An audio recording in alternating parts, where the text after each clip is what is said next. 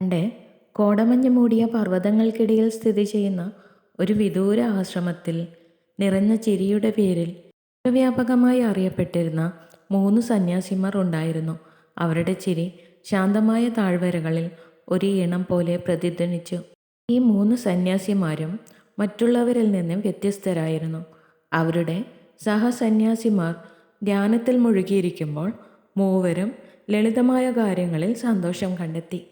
ഒരു ദിവസം ഇരിക്കുന്ന സന്യാസിമാരുടെ കഥകൾ കേട്ട് കൗതുകം പൂണ്ട ഒരു സഞ്ചാരി അവരെ അന്വേഷിക്കാൻ തീരുമാനിച്ചു.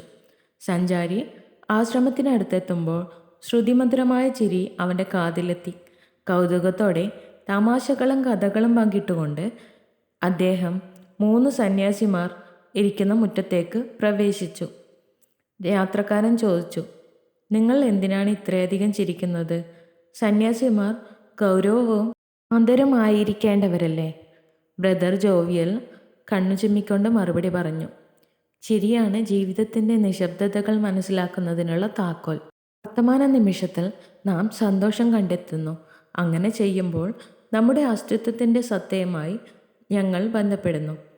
ചിരിക്കുന്ന 3 സന്യാസിമാരിൽ നിന്ന് പഠിക്കാൻ യാത്രക്കാരൻ തീരുമാനിച്ചു. ദിവസങ്ങൾ ആഴ്ചകളായി മാറിയപ്പോൾ അവരുടെ ചിരിയുടെ പിന്നിൽ മറഞ്ഞിരിക്കുന്ന അഗാധമായ ജ്ഞാനം അവൻ കണ്ടെത്തി.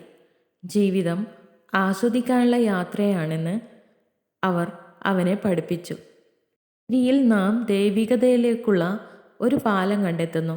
എല്ലാ തടസ്സങ്ങളെയും മറികടന്ന് ഹൃദയം മനസ്സിലാക്കാനുള്ള ഭാഷയാണിത് എന്ന് ഒരിക്കൽ പറഞ്ഞ ഒരു ജ്ഞാനിയായ വൃദ്ധനെക്കുറിച്ചുള്ള ഒരു കഥ സന്യാസിമാർ പങ്കിട്ടു. 3 സന്യാസിമാർ ഈ തത്വചിന്തയെ ഉൾക്കൊള്ളിച്ചു. അവർ കണ്ടുമുട്ടുന്ന എല്ലാവർക്കും ഊഷ്മളതയും സന്തോഷവും പകരുന്നു. ചിരി ഒരു വിനോദത്തിനുള്ള ഉപാധി മാത്രമല്ലെന്ന് യാത്രക്കാരന് പെട്ടെന്ന് മനസ്സിലായി. അത് ധ്യാനത്തിൻ്റെ ഒരു രൂപമായിരുന്നു. സന്യാസിമാർ വിശദീകരിച്ചു, ചിരി ആത്മാവിനെ ശുദ്ധീകരിക്കുന്നു, നിഷേധാത്മകതയെ അകറ്റുന്നു, സമാധാനബോധം വളർത്തുന്നു. ഇത് ഞങ്ങൾ ലോകവുമായി പങ്കിടുന്ന ഒരു സമ്മാനമാണ്. ഒരു ദിവസം വരൾച്ചയും നിരാശയും അനുഭവിക്കുന്ന ഒരു അയൽഗ്രാമത്തിൽ ചിരിക്കുന്ന സന്യാസിമാരുടെ വാർത്ത എത്തി.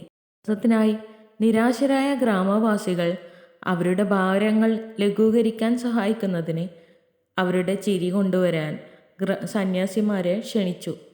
ചിരിക്ക് ആഴത്തുള്ള മുറിവുകൾ പോലും സുഖപ്പെടുത്താൻ കഴിയുമെന്ന് വിശ്വസിച്ച സന്യാസിമാർ സന്തോഷത്തോടെ അത് സ്വീകരിച്ചു. സന്യാസിമാർ ഗ്രാമത്തിൽ പ്രവേശിച്ചപ്പോൾ അവർ അവരുടെ ചിരി ജനങ്ങളുമായി പങ്കിടാൻ തുടങ്ങി. സാവധാനം എന്നാൽ തീർച്ചയായും അന്തരീക്ഷം രൂപാന്തരപ്പെട്ടു. ചിരി വരണ്ട ഭൂമിയെ പുഷ്ടിപ്പെടുത്തുന്ന മഴയായി മാറി, പ്രതീക്ഷയും നവോന്മേഷവും നൽകി. ഒരിക്കൽ ശാന്തമായിരുന്ന ഗ്രാമം ഇപ്പോൾ സന്തോഷത്താൽ പ്രതിധ്വനിച്ചു. ജീവിതത്തിലെ ഇരുണ്ട കോണുകളിലേക്ക് വെളിച്ചം കൊണ്ടുവരാൻ കഴിയുന്ന ഒരു ശക്തിയാണ് ചിരി എന്നതാണ് കഥയുടെ ധാർമ്മികത. പ്രതികൂല സാഹചര്യങ്ങളിലും ചിരിക്കാനുള്ള കാരണങ്ങൾ കണ്ടെത്തി ആ ചിരി മറ്റുള്ളവരുമായി പങ്കുവയ്ക്കുക. ലോകത്തെ സുഖപ്പെടുത്താനും ഒന്നിപ്പിക്കാനും സന്തോഷം നൽകാനും അതിന് ശക്തിയുണ്ട്. To watch this video, you can like, share and subscribe.